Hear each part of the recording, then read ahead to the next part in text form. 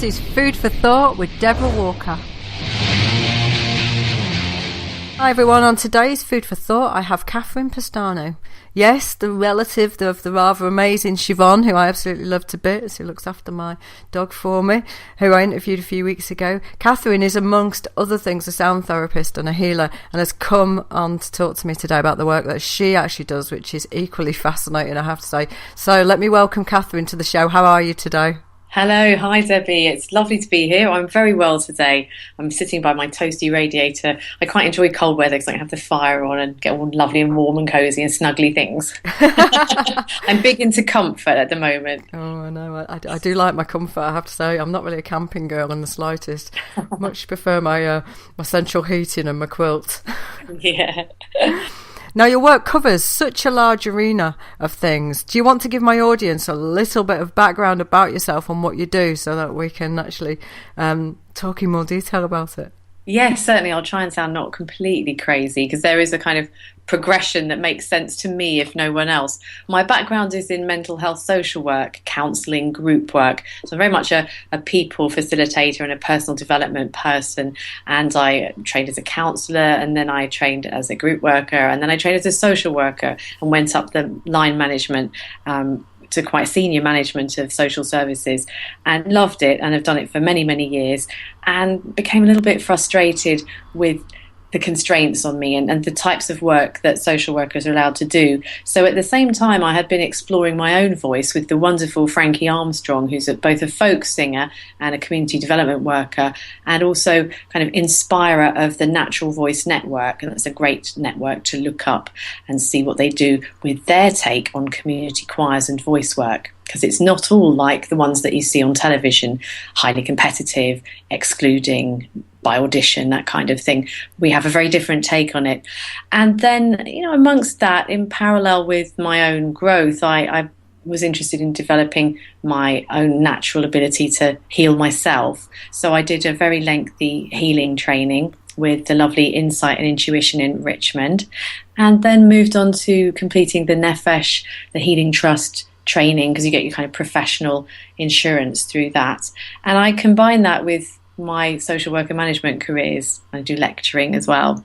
And so in amongst that, I've developed a real passion for using the voice and for using sound. I'm not a competent musician in terms of grades, or I'm not a performing artist as a musician. It's not really where I'm coming from. And I think one of the messages I'd like to get out to people today is don't be held back by what society says you should be in order to make music, in order to allow yourself to sing. And I've got other things to say about that, but I'll kind of leave it there for the moment, I think. It's a really important message. We're surrounded by judgmental messages and reasons why you shouldn't put yourself forward, or you shouldn't make sound, or you shouldn't try to create. And those are very, very inhibiting for people. And we need to break free.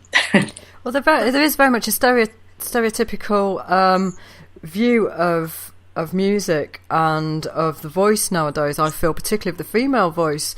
And I do feel that people like myself, who, I'll be honest, I can sing along to Oasis songs quite well. Or, if I'm on the terraces of a football match, I'm quite good at chanting.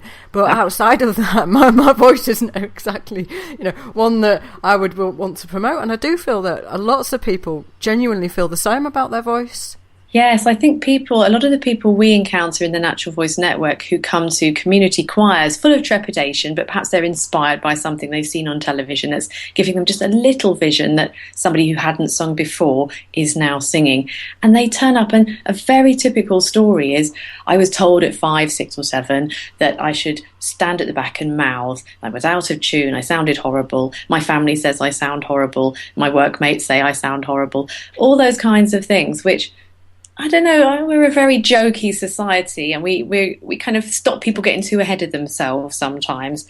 And there's good things about that, but it's also quite damaging. And most people can actually hold a tune. If you can sing at the football terraces, it sounds like you can do just fine. It would be very lovely to have a go at trying to sing. We have a friend, actually, who was in a band, and she said she wished she could have placards outside her recording studio saying, bring up Josie's bottom, bring back Josie's bottom, because what a lot of recording artists do is take the bottom end out of a woman's voice. A woman's voice can have great power and strength, and somehow they kind of edit it out with their little gadgets where they can control how you sound. And a lot of the sounds that we hear on singing competitions for solo artists on the television, they favour what they think is a good recording voice, which is a very hard produced front of the face sound, which is what we hear in a lot of pop music. It's quite abrasive and exciting, but also there's all kinds of voices that I like to listen to that are not like that. I don't really find that relaxing to listen to, for example. I might like it if I'm getting ready to go out and want to have a kind of upbeat, highly energized, quite aggressive feel. But a lot of the time I want really mellow stuff, and I want low stuff and a bit more bottom. Bring back Josie's bottom, indeed. Yeah. In more ways than one.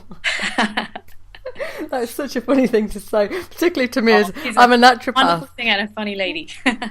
Well, as a naturopath, everyone's always, comes to me trying to actually remove parts of their fat and from their anatomy, and it's normally off the bottom. So that's it's a good message in many ways.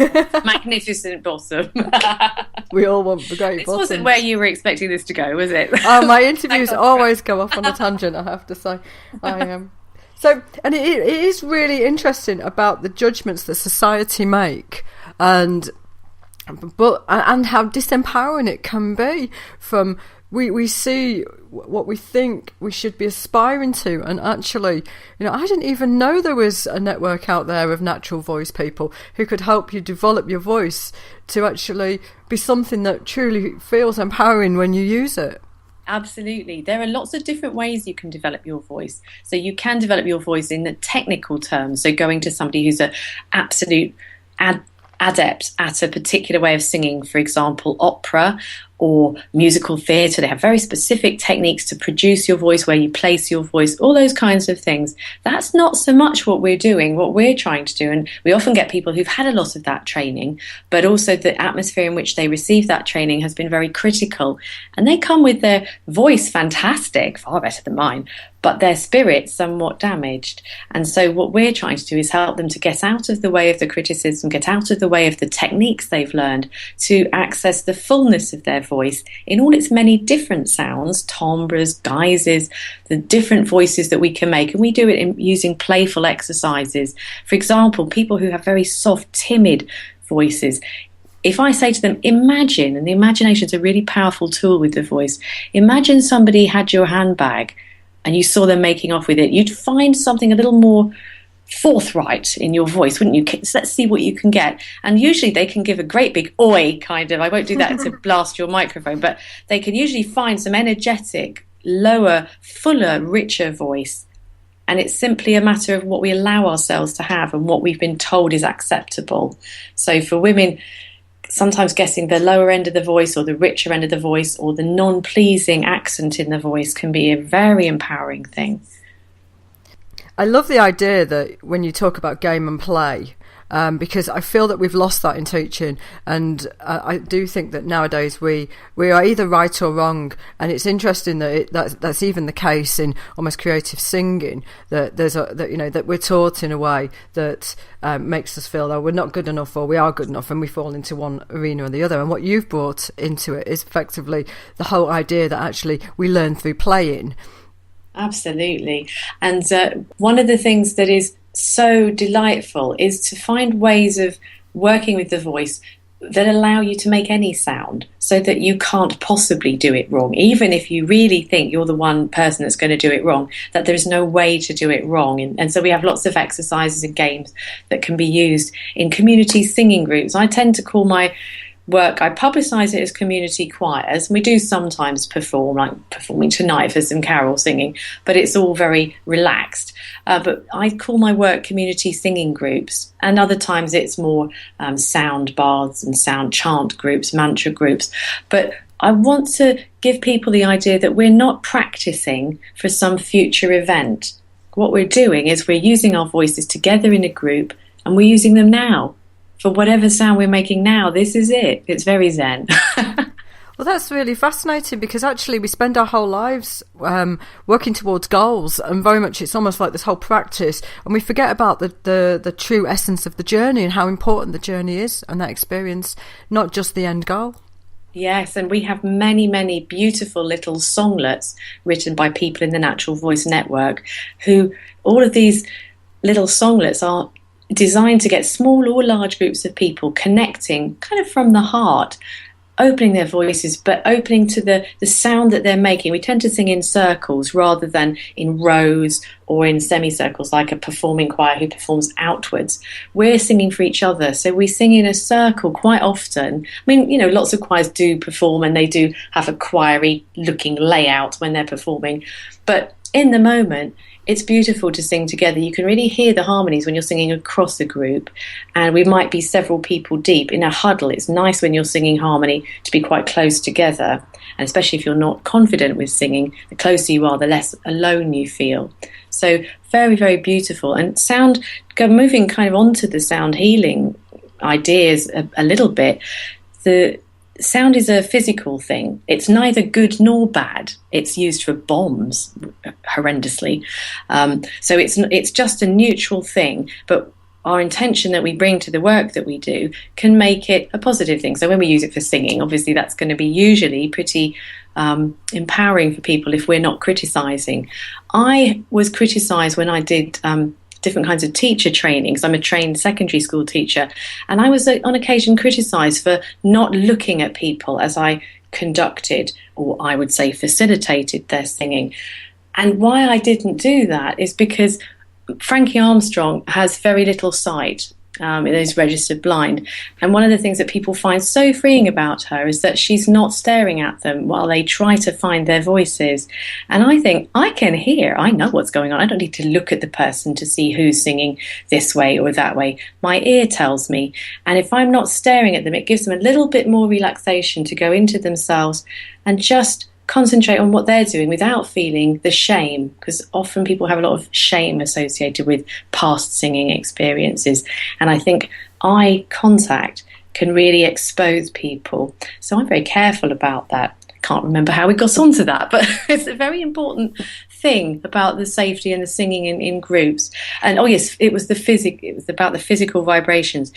We can feel very stimulated by the physical vibrations of sound, and when we sing in unison, it's lovely. When we sing in harmony, it's almost a quite ecstatic feeling. I haven't done drugs, but I've been told it's like the high that you get from drugs. So a blissful, connected, open kind of feeling just from singing a very simple harmony that anyone can learn. So I would really love to encourage your listeners to have a little go if they've never done singing in a group with other people. It really can be quite delicious, and Natural Voice Network is quite a good way to find somebody who would be supportive and encouraging, and we use the word inclusive. So people are included whether they have hearing disability, learning disability, great shame, great shyness, and you're never made to do something you don't want to. Some people need to start by looking and listening and edging in, making the tea and eventually singing. That's cool too. It's really fascinating, that, isn't it, in regards to, you know, because of the experience we've had and because of how our environment, you know, shows us music. In effect, we have to almost sit on the edges and move our way in bit by bit until we feel comfortable. I love the fact that you're talking about the whole resonance and how everybody feels through that resonance, because I know when I used to go and watch football, the chanting, it raises your spirits, and it wasn't until I'd actually been on the football terraces did I truly understand how you could feel in a group and how you could feel low one minute and then high the next, and be taken along with the group energy. It's absolutely phenomenal. And I can imagine that even you're singing in a group and you set that intention, and as you say, you know, you're very focused on the aspect of it that's truly enjoyable, then that resonance must be incredibly powerful in the group to go away with afterwards. Yes, I mean, I've been experiencing the menopause, and really feeling quite low sometimes when I've gone out to do my singing groups, but I don't want to let anyone down. And by the end of it, I have felt so, relaxed, energized, complete. It's a really lovely feeling. And it's not a heavy thing. It's just going to a group, singing harmony together. You don't have to really be hugely focused on anything. You can use it in a very deep way to focus intention, but you can just rock up, sing together, feel amazing. As long as you're not put down, that's the most important thing. And sometimes it's very hard because if people have got backgrounds who come to your groups, who maybe they've sung in a choral society before or in a church choir where you need to get it right, they want to get it right, they're used to telling people that they haven't got it right so that it's better next time. So I have to set ground rules that say, our ground rule is that we're here for ourselves, we're supportive of other people singing, and most of all, we're supportive of our own voice, so that we don't get into quite the same energy as if we were working towards an excellent performance. It's a very different thing that we're doing. All sounds are welcome. I think if you don't say that explicitly, people don't really realise that. It just sounds fantastic. Now, let's talk a little bit more about the community work that you actually do.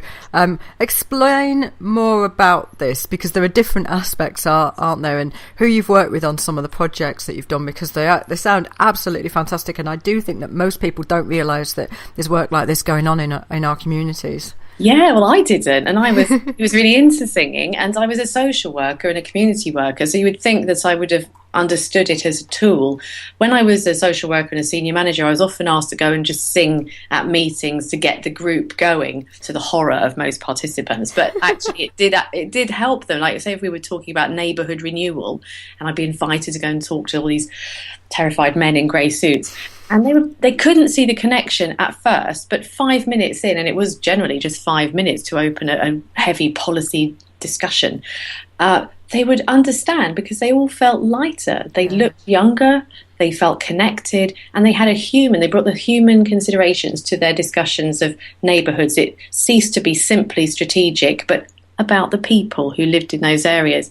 And so with that as my background, I mean, when I decided to leave social work, I had heard through this wonderful Natural Voice Network that there was a person who ran a course in Goldsmiths College, which I might like, because it was about community music as a broader field than just singing. So I went and did that course, and it was amazing. And I realised people actually did this for a living, and they managed to make a living using music as a tool to help other people. So different from an amateur society where people are quite empowered, they feel able to take part in music making or singing, and they just form their own societies. There are lots of groups where they need something. It might not be to be able to sing or to be able to make music. It might be to be able to express their voices, or to be able to band together as a group when they're all very isolated, or to feel some strength in the middle of some difficult situation that they're going through. This really fired my imagination. It was like social work with music to my mind, and I loved it. And since then, I completed the course in 2004 while still working as a senior manager in social services. It was 1 day a week.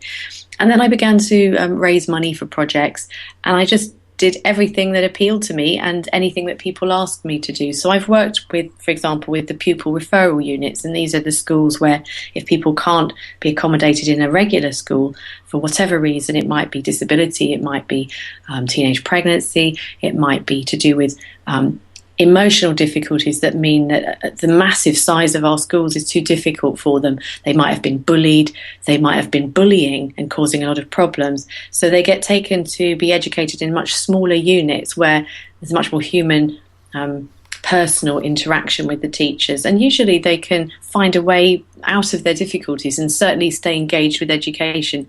And I've found that music in those settings is fantastic, both singing and songwriting, and different kinds of creative work, depending on what the students like. Sometimes they do the Arts Award, which is a sort of Duke of Edinburgh award, but with arts. It's been really beautiful. And I think one of the tracks that I've given you is one of our teams went, it's like I now run a little organisation and I have different people working for me. And we had a group that went in to work with some teenage mums locally, and the girls wrote a lullaby as part of the work that they did. So it was really beautiful. It's only a minute and a half, and I think you're going to hear it now.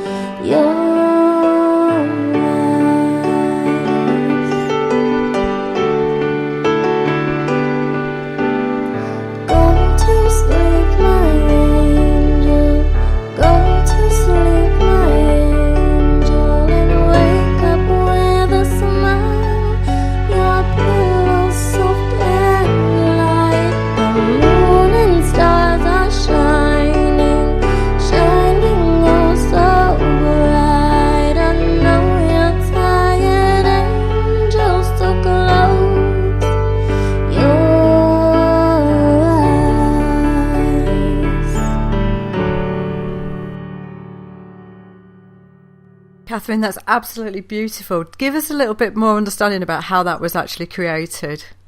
It was done, the projects we run tend to be not one-off projects, because it's very mean to go into a place with kit and ideas and a new thing to do and then to just do something great and run away. So we tend to get as long a projects as we can manage. Sometimes that's 10 weeks, sometimes it's a bit longer. And this was a 10-week project, and it also had a substantial workshop. And the two workers worked with the young women to help them sing with their babies, rather than having baby entertainment where the babies were just kind of facing a person singing. They actually faced their mums sometimes, and their mums got to see them interacting and delighting in their mum's interaction. So that was really fantastic for bonding. And then there was work with them without the babies. The babies are in the nursery in the school, and the young women are just girls together, and they're doing what any girls in a music project would do. So they're having some diva moments and covering songs. They're doing some beatboxing. They're creating some music with instruments that they're learning, like a basic chord or a basic rhythm. And then I think that this lullaby was done playing the tunes on mobile phones when you tap the keys, and spelling out their names with that, seeing randomly what tune that gave them. And then the girls chose the tune that they liked, and that was the beginnings of the lullaby. And they worked together as a group on it. And it's sung by one of the girls who was very shy, but who wanted to do it and was encouraged by her group mates. So what we're doing while we're doing the music work is facilitating interpersonal trust building, encouraging, working in a group, supporting each other, when perhaps kids might not have had that brilliant an experience of other pupils at school. And have they gone on to actually develop any more music?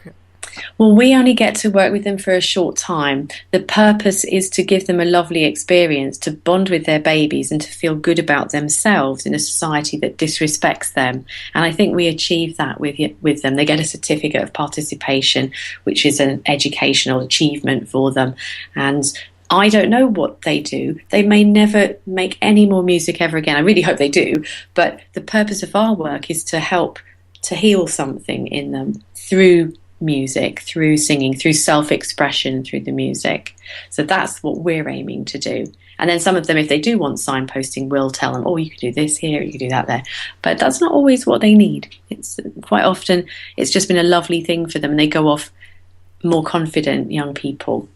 The potential of healing through music is really fascinating. I find a few years ago, I'll just talk about an experience that I had with one of my clients. Every day she felt quite low at a certain part of the day, and she worked from home. So I actually had her sing. One of her favourite bands was AC/DC. So I actually had her go and get the mop and go and pretend she was the lead singer of AC/DC and sing for at least 2 tracks of it, going up and down her living room. And she said she'd never had so much fun every day. And what it enabled her to do was almost get through a block. And it was at that point I realised how powerful music truly could be when you played with it, and when you actually almost let go of your ego in many respects and just became a child again. Absolutely. That's a fantastic intuition, fantastic advice. And it's wonderful what we can do when we allow ourselves to play. And a lot of people, I mean, I live in a busy urban environment. A lot of us do. Sometimes people are in very rural, isolated environments. But wherever we are, we're under quite a lot of stress, and we forget about the play aspect. It seems like it's frivolous or an extra, but actually it's really core to self-renewal. And also, you were talking about them playing with the mobile phone to create music. I love that aspect of things. It reminds me of being an artist years ago, where what they've done is almost create like a scrapbook for them to develop further work. And I that's how I'm seeing the initial playing. It's almost like creating that whole... you'd call it your scrapbook, where you're doing your little doodles and things and putting your ideas together. That just sounds absolutely fantastic, to be honest, Catherine, I have to say. Oh, yes, and one of the people that I have to acknowledge that I learned a lot of this stuff from was Phil Mullin, who runs the Goldsmiths course, and brought in a lot of the ideas that came from the kind of 60s movement, conceptual art movement, a lot of making music by chance, rolling a dice, ripping up bits of paper. These are very common tools now, but they've been promoted by people like Phil and many other great people. And I used to be chair of the organisation for community musicians. So if people are interested in that, and it may be quite niche that you haven't heard of community music before, then have a look at Sound Sense, which is the national organisation for community musicians. It's a great organisation. You meet really interesting people who are interested in this kind of breadth of work. So a lot of us will be doing things in very different settings. So as well as working with very young people, including early years, I also do things at the other end of life. So next term, I'm running a Singing for Dementia group. We're going to be using circle dance for dementia. Wonderful thing to Google. You can do specialist training, and it's only a day. It's very easy. Lots of parallels with early years play.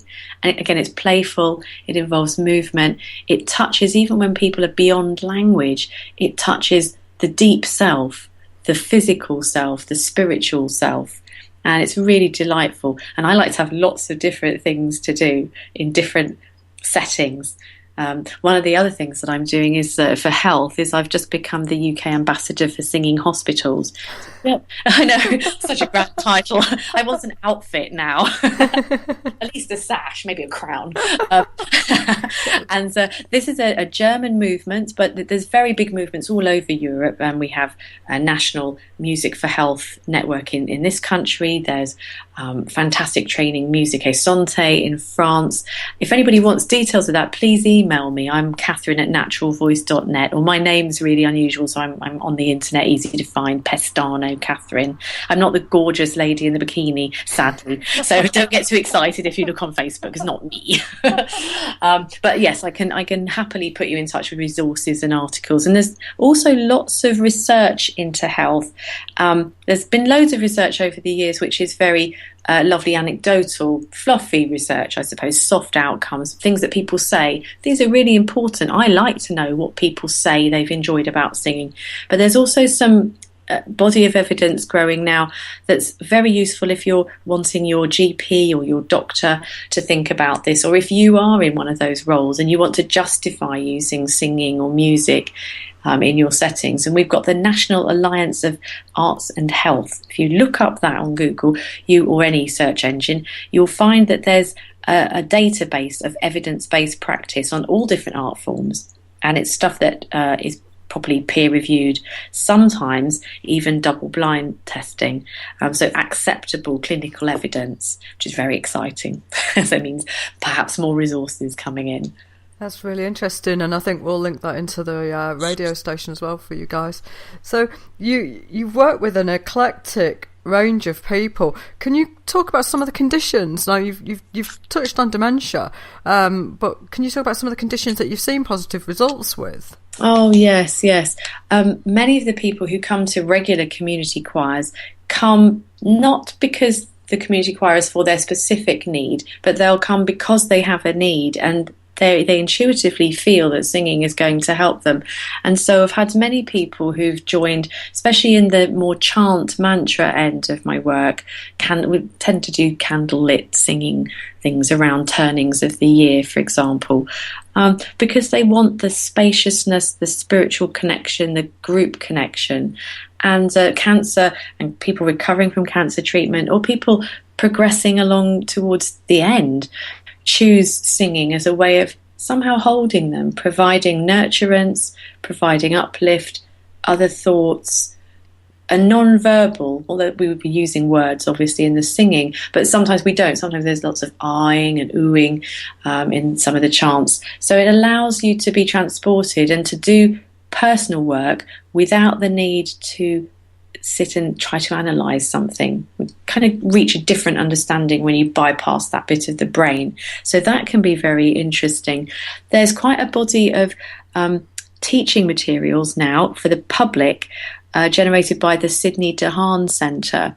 I don't know if you know that name, Sydney Dehaan. This is the gentleman who founded Saga. Okay. And when he was getting older, he had Alzheimer's, and his son found that this was the only thing, singing was the only thing that his father really enjoyed at that stage of his life. And so because of the pleasure that he knew he got, he founded his son founded in his memory the Sydney Dehaan Centre at Canterbury University, and they've been working tirelessly on absolutely rigorous clinical evidence. They've done global literature reviews, fantastic work that none of us could hope to achieve on our own. They have drawers and drawers of all of the papers published all over the world about singing and music and how it helps well-being. And the 4 conditions that they've developed resources for are the congestive obstructive pulmonary disorder. A lot of people have that. There's some interesting projects at the Brompton Hospital where they're doing clinical projects to see how it helps people. There's mental health has been very, very well researched, and there's a guide for that. These guides are all free. I can put them on my blog for you. They're free and downloadable, and they just want people to spread the word, start doing this. And they're also developing training guides for people who want to run their own groups. So, watch this space. There's one for Parkinson's disease as well, and then there's also one for dementia. So really beautiful, inspiring work. I know one of the things in Parkinson's disease that's anecdotally shared is that people often get a kind of stopping. I don't know if people who've seen Awakenings, the film, but there's quite a similar process to that where people will be walking along and then they kind of freeze and they can't get themselves to move forward. And one of the things people report is that when they're singing something rhythmical, that helps them get through a freezing moment and helps lessen the amount of freezing moments that they have. So that's very interesting research. And some of the other hard evidence that's been found for a number of the conditions actually is that if you reduce the hospital admissions, you save a phenomenal amount of money. And sometimes this work helps reduce hospital admissions, both for people with breathing disorders, for people with mental health needs. It's very, very interesting and real hard reasons why money should be put into this. Really fascinating, absolutely fascinating, to be honest, Catherine.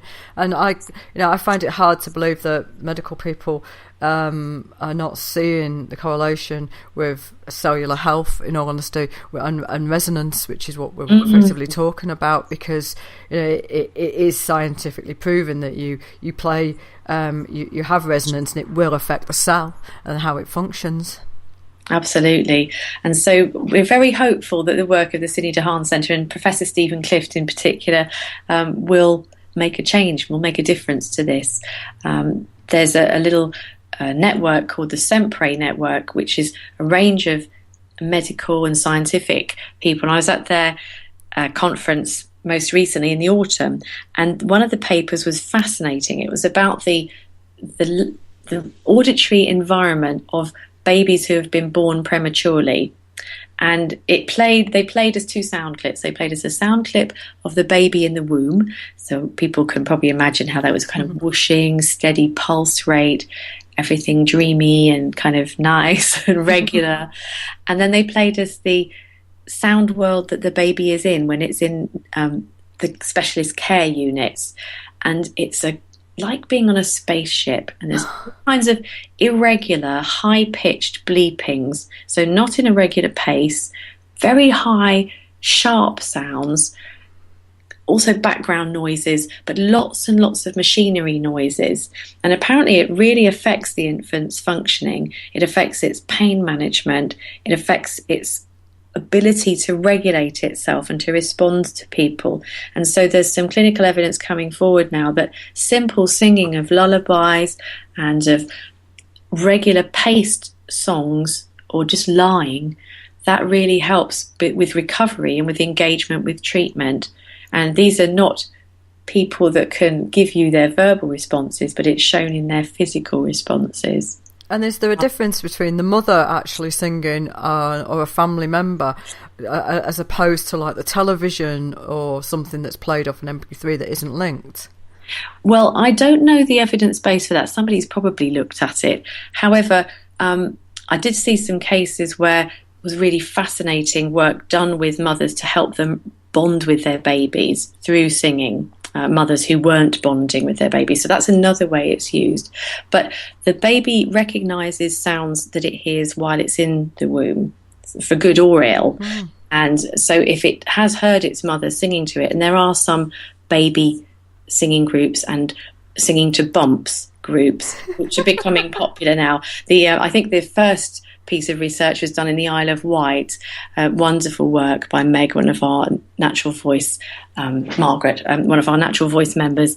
And there's also stuff in Chelsea and Westminster. They have a womb song group. So this does help, and then the baby does soothe. The only research I know about, I can't remember whose it is, but it showed that when mothers, when the babies were born, they recognised and settled to the sound of neighbours, because neighbours was what the mums sat and watched to be calm in the middle of the day. And so the babies responded really well to the tune of Neighbours. So that was on the television, to go back to your question.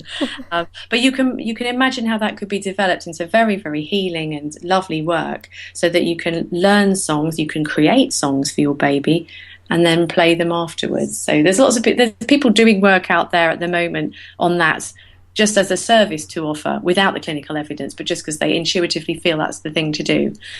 So lots of exciting, wonderful things to think about, aren't there? Oh my, it's incredible. Is this all part of the research you're doing I know you're doing a PhD. Is that linked? I'm trying to write about the links between social work ideas and community music ideas, to see where community music can draw on a whole new range of literature that they don't currently refer to. Most of the references tend to be to music education literature, which is also very interesting, but addressing a slightly different task. I know one of the things that I was wanting to mention, because it's something I'm trying to work on, and I'm not really sure where to get help with this, but perhaps one of your listeners might know. I'm keen to work with gypsy people to do work just in this way. So not particularly culturally specific work, but because they're an isolated, disregarded group in our society, wanting to get a project together to work with them. All of the funders I've approached have not seen it as valid, because it's very experimental. One has to go to the sites and meet individually with people to try to entice them to take part in music making. This is their children I'm talking about. And a lot of gypsy and traveller people are settled. In my borough, we have a real problem in that there's no tolerance of nomadic Irish travellers, for example. They're moved on immediately. So there's no way I can meet with them, because they get a 24-hour move on. But we have settled English travellers. But to get the money together to do a project, because I have to pay people to come and spend time doing the work, and it's very intensive. The funders I've approached locally, I won't name them because it's not good, but their comments have been rather disparaging, and I won't put them on air either, because I wasn't happy with the comments at all. But it was distressing, because these are people who are quite isolated and excluded from society already, and then to hear those attitudes is just very, very distressing. So this is my latest project. I like to have a challenge. So that's the one that I'm working on. It's on my back burner because I'm finding it hard to access resources. I will access resources, though. Be sure of that. Do they have? Do the different travellers have? Do they have singing within their culture? Some of them do and some of them don't. There's different groups of people. Some of the work that's been done by some of my network members, I'm part of an international group as well called ISME, the International Society of Music Educators. And some of my colleagues there have done work with these groups. And so it very much varies from group to group in the same way that it would in this country. So some groups of people have a stronger singing culture in their area or in their particular family cluster than others. So it's hard to generalise. The part of the work is exploratory to find out what people have, what they've lost, what they'd like. And it's hard to second guess, because sometimes you work with people, they want to revisit their past culture. Other times that they very much want to connect with mainstream culture because of being so excluded. And I wouldn't want to second guess that. But very fascinating and moving work to do, I think. So I'm very keen on that. Incredible, really. The scope of your work is absolutely fascinating, to be honest. Oh, well, thank you. Well, for me, I'm an artist myself. I need to do things that are interesting for me. And then I think as a social worker, I'm aware of different aspects of the community where there are needs.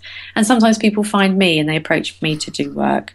I was involved in something yesterday which was delightful, which was helping with a consultation, a mental health consultation. So singing and creative arts of different forms, visual arts as well, and technology, were used to support people in bringing forth their ideas about how they'd like a service to be in the future. And it was wonderful to see statutory commissioners putting money into creative arts so that the whole people, the whole of the self could be involved. And it was a lovely atmosphere, and people, carers, users and service providers all interacted with each other in a very intimate, connected way. It was very beautiful to watch and felt very much less dull than some of these things can feel. So that's another kind of area that I'm interested in. I'm also really interested in nature at the moment, and there's a movement called forest schools that I find very fascinating, and the whole wild learning movement. I've done a few things in the past with outdoor singing around parks in different spaces, connecting with nature. And I recently got funding to train as a Nordic walk instructor. So my latest harebrained scheme is to do Nordic walking and then do singing around different sites in different parks. So watch this space. This is going to be I've got April, May. I've got my first group starting. So I'm recruiting for that now. Amazing. And in fact, Nordic walking, I did want to make this, it is health related. Nordic walking is something that in my area it's free of charge, which is fabulous, and the people who do it tend to be quite fit. I'm the least fit person, so I've had a knee operation. I've been recovering really slowly from that, and in my research I found that it's really helpful for people with back and knee problems. So there's a whole new group of people that I want to reach that don't really think of Nordic walking as being for them. And I thought I'll stick singing in as well, because that's what I like. But I think that's what's really lovely about you, almost being really creative and moulding things together so that you can actually develop what you've got. I think it's been lovely for me because my whole background has been about user empowerment and focusing on what other people want, obviously correctly, to meet their needs as they identify them. But I think it's been delightful in the last sort of 10, 15 years for me in developing my more artist side, where I think actually I have a contribution to make from my imagination and from my wondering and from my playfulness about what can be brought together, because people don't always know what they might like. And so I can meet their needs, but I can also say, and how about this? And let's play this game. And have you ever imagined you could do that? And that's been really renewing for me and feels delightful, and I think is healing. I get good comments from what people say anyway. So yeah, it's been an interesting turnaround to be of the self as well as to be for others. And my understanding is that you've actually sung by people's bedsides as well to aid their healing. Oh yes, well this was inspired by some lovely work at St George's Hospital in Tooting, who have a bedside singing scheme. So I was delighted to go along and do that, and I'm now trying to get that into my local hospitals, and it's a big passion of mine, and I really hope that we'll be successful there. A lot of work using music in hospitals. There's an organisation called Music in Hospitals, a wonderful organisation, bring in lots of people to do performances for people, gentle performances, not too noisy, in appropriate spaces and on wards. This bedside singing is slightly different. It's a more interactive thing. So I will go to somebody's bedside and I will have a list of songs that I've prepared to meet the demographic needs of the area. So it means kind of looking at different populations and age groups and what sort of songs might be suitable. And then I sit and we invite the person, would you like to have some singing? And if they say no, then we don't force it on them. That would be ghastly. And then we move around and just see who would like it. And sometimes people would like it. Sometimes they're just drifting off and say, would you like a little lullaby to go to sleep with? And then I sing something to somebody, and sometimes they might just sleep. And other times, other people put their headphones in. They don't want to hear it. But we are trying to be really quiet so that we're not disturbing people.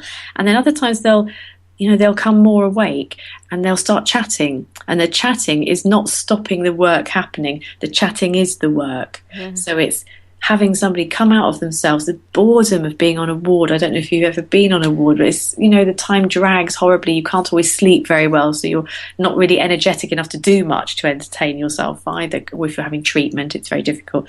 And so they kind of spark alive because of the music, kind of a little chat about something, and then that gives us the lead to the next song, which might come from me or it might come from them. And so sometimes I'll say, oh, do you know such and such? And I say, oh, I know the tune, but I don't know the words. If I hum it, will you sing it with me? And then we have a lovely little encounter. No idea how it's going to go usually. We might dance. I had a lovely session with a gentleman from the Caribbean, and he had no language and he had quite severe dementia, but he loved all the old Caribbean songs, and we had a lovely dance around the room, and it was just delightful. And I had to just guess. I had to read his body language. I had to think, was he enjoying it? When had he had enough? Because there was no, it was hard to get an indication. But I love that, and it's very, very beautiful, moving work again. And I think Croydon and the surrounding areas need it. I like it to be in my hospital and the hospital that my family go to.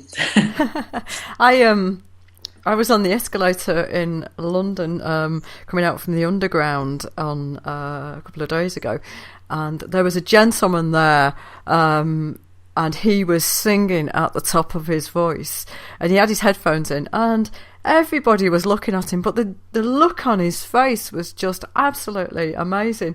And he was probably, apart from myself, who was, I was stood at the bottom of the escalator and didn't actually go up, because I just thought, I've got to watch him come down, and I've got to actually experience his energy, because he really was completely uninhibited. And people were going up the escalators and actually turning around and looking at him. He did not care one iota about what anybody else thought. Whether he actually had forgotten that actually he had his headphones in, I don't know. But it was fantastic to watch him, absolutely. And I just loved the lack of the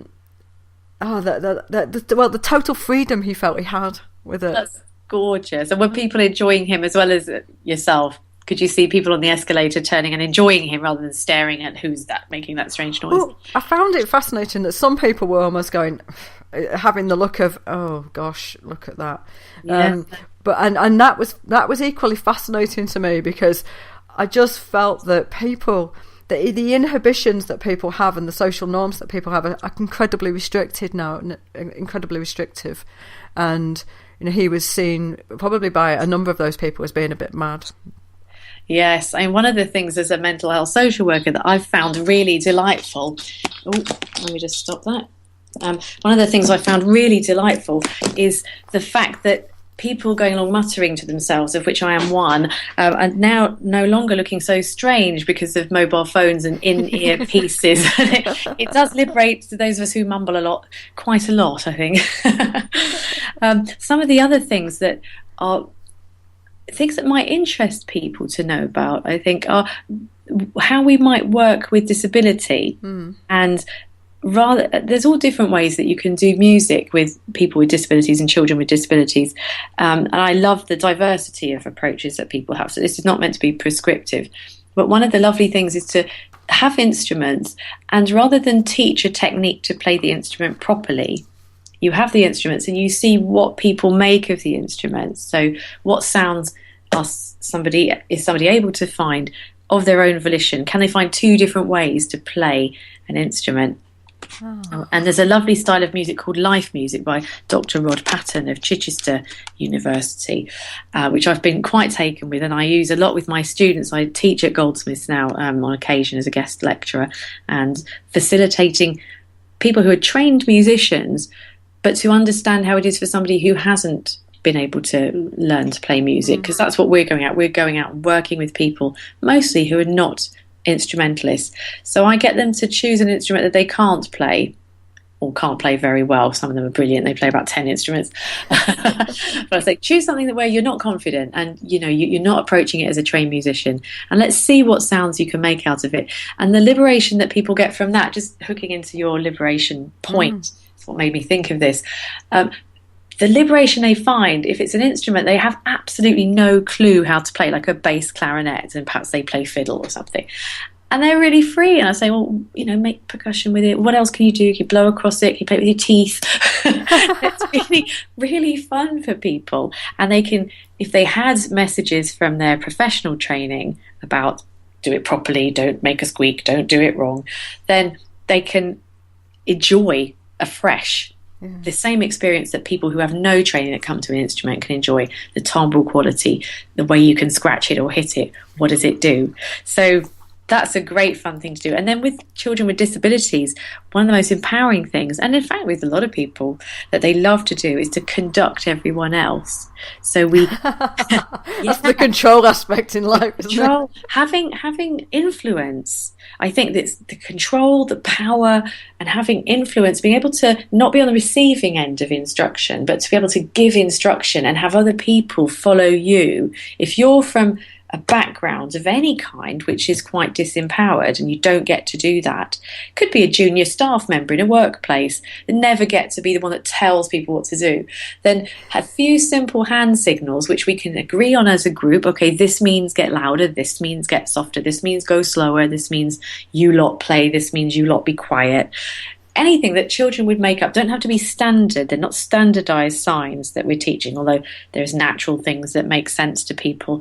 When people get a hold of that and they get to control a group, it is absolutely life-affirming, inspiring, and slightly mind-blowing for people and very liberating.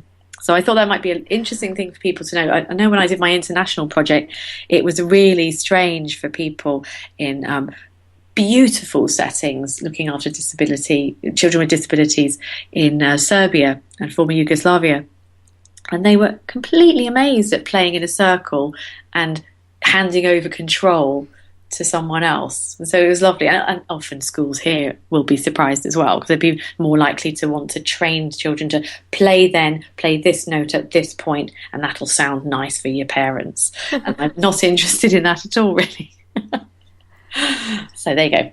Now, just before we end, Catherine, you're one of the local people that you worked with has become a local songwriter, and they created a piece of music for a local competition, the Croydon competition, didn't they? Thank you so much for reminding me. Yes, I wanted to tell you about that thing that I did as well.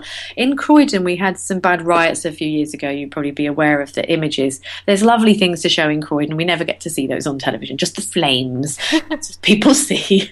And on the anniversary of that, I decided to have a Song for Croydon competition. And I think it's something I'm going to do each year now, because it was really nice to have some new songs generated about Croydon. And so this was a song about our local marketplace, and it's done in a very jolly style. You can be very quiet and reflective with sound healing, but you can also be very boisterous and energetic and have the full range of human emotions when you're doing work that's therapeutic with sound, voice, music. And this is a jolly, rambunctious kind of sing-along a song. So I hope that you enjoy hearing. This is by Chris Rothon of Croydon Folk Club, and I love it, and I'm going to get a ukulele and learn to play it.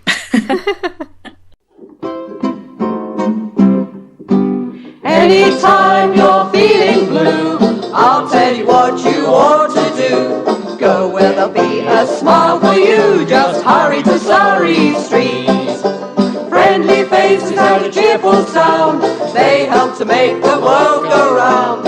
I know a place where they'll be found, just hurry to Surrey Street.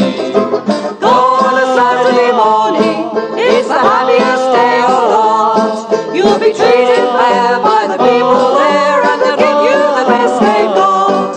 So when inflation gets you down, just wipe away that worried frown. Take a little trip to Croydon town and hurry to Surrey Street. Friendly faces and a cheerful sound, they help to make that world go round. I know a place where they'll be found, just hurry to Surrey Street. Go on a Saturday morning, it's the happiest day of lot.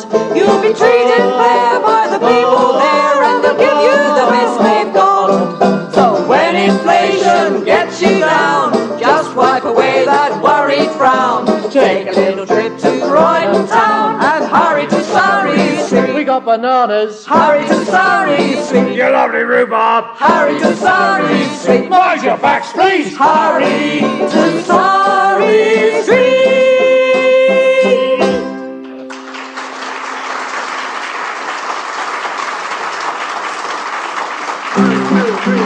When inflation gets you down, just wipe away that worried frown. Take a little trip to Croydon town and hurry to Surrey Street.